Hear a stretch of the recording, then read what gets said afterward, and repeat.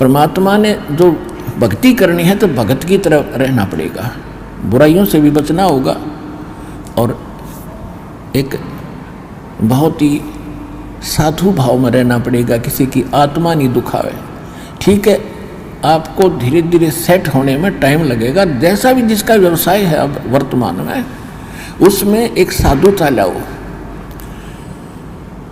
जैसे कोई मजदूर है, सेवा कर रहा है किसी के और भगत हो गया तो वो तन मन धन से सेवा करे उस मालिक के उसमें, क्योंकि वहाँ से उसने रोटी मिल रही है। और फिर परमात्मा ऐसी प्रेरणा करेगा उस मालिक के अंदर, देख भगत आदमी होते ऐसा हो भाई, कोई चीज़ पड़ी रहो घर में उसके लिए मिट्टी समझे, चाहे पैसा हो चाहे सोना हो कुछ भी हो, अपनी मिली हुई 2 रोटी यानी 2 जो दिहाड़ी मिलती है उसमें संतोष सब्र करके देखा कितनी इज्जत बनेगी उसकी और कितनी विनम्रता और उसके प्रति सद्भावना और उसका आदर बनेगा उस मालिक के हृदय में। इसी प्रकार अगर आप मालिक हैं, भगत हैं, आपके यहाँ कोई सेवादार सेवा करता है, उनको अपने बच्चों की तरह समझाए, उनको भगवान के बच्चे समझाए। वो बालक सेवा कर रहे हैं, भगवान के बच्चे हैं, उनको प्यार दे और उनके साथ कोई ऐसा गलत बर्ताव नहीं करे। और फिर कुछ दिनों में उनके दिल में ऐसी भावना होगी, परमात्मा दोनों तरफ रोल करता है, जब हम मालिक के अनुसार चलेंगे फिर उन बच्चों में भी उन सेवादारों में भी ऐसी भावना भर देगा कि हमारे जैसा नालायक नहीं इसे ऐसे भले आदमी के घर में राम 19-21 कराएंगे सेवा में मजदूरी में 21 काम कराया करेंगे भाई। तो इस तरह कितना अच्छा माहौल बनेगा। और हम जैसे मालिक तो समझता है कि न पैसे दो 100 रुपये और काम खींचूँ 1000 का, और मजदूर क्या समझते हैं रुपये लेवा 500 और काम करा 100 रुपया का। दोनों की नीयत खराब और दोनों दुखी, कर्म भी बिगड़े, टेंशन बनी रहे।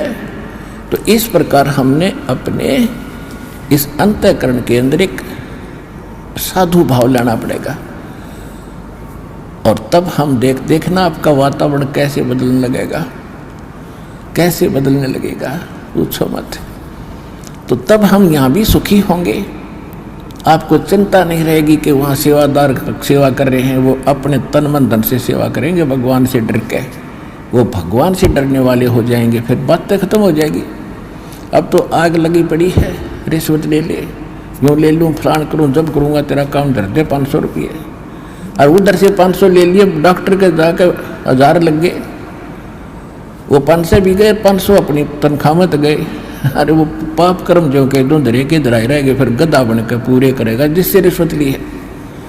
तो इसी विघ्न में पैर दो मत, ये भगवान बताना चाहते हैं।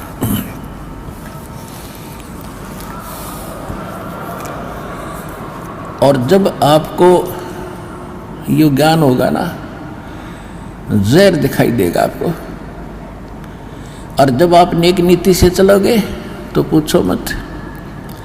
अब दास बहुत देखता है, एक छोटा सा बच्चा ने बोला जी 55 रुपये पाए मैंने पड़े, वो घर पे ले आया, घर वाले बोले ना बेटा हमने नीचे धर दे, अपना दान पात्र में डाल दिए, इस व्यसना हम नहीं खाएंगे। अब देख जिसके गिरे थे उसको पुन हुआ, यहाँ पर भंडारे में लग गए, और वैसे उस पर चौनी खर्च हो रही थी कि उसने विधि का पता नहीं, और वैसे कोई और मिल जाता उसने जाते कहीं घुट्टी लाओ उसके 55 रुपये की, या कितने मांस मिट्टी खाओ उसको और पाप लगाओ। तो इस प्रकार हमारी नीत साबित होगी, भगवान खुश होगा, और जब भगवान खुश होगा तो फिर कमी नहीं रहेगी। हमने परमात्मा को प्रसन्न करना है, और परमात्मा प्रसन्न होगा तो फिर कमी किस चीज की, फिर तो क्या बताते हैं परमात्मा, साईं इतना दीजियो जामे कुटुम समावे, हम भी भूखे ना रहे, अतिथि न भूखो जावे। इससे अधिक मांगना इस काल की जेल में हमारी महामूर्खता है कि इतना ही मांग लो बस तुम, इसमें सब कुछ मिलेगा, क्योंकि ये कलयुग है। और कलयुग में मशीनरी जरूरी होगी, तो आप इतना ही मांगो जा में कुटुंब समावे, यानी रिक्वायरमेंट ऑफ द फैमिली, परिवार की आवश्यकताएं ये है जा में कुटुंब समावे, और हम भी भूखे ना रहें और अतिथि न भूखा जाए। फिर देगा आपको, और फिर रहो मालिक के वचनानुसार चलो। फिर कैसे, जैसे परमात्मा कहते हैं, चिड़ी चोंच भर ले गई नदी न घट्यो नीर, दान दिए धन घटे नहीं, यूं कह रहे साहिब कबीर। परमात्मा अपना साइन कर रहे हैं इस वाणी को बोल करके, कह रहे साहिब कबीर कि दान करने से धन नहीं घटेगा, ये नियम है ईश्वर का, परमेश्वर का।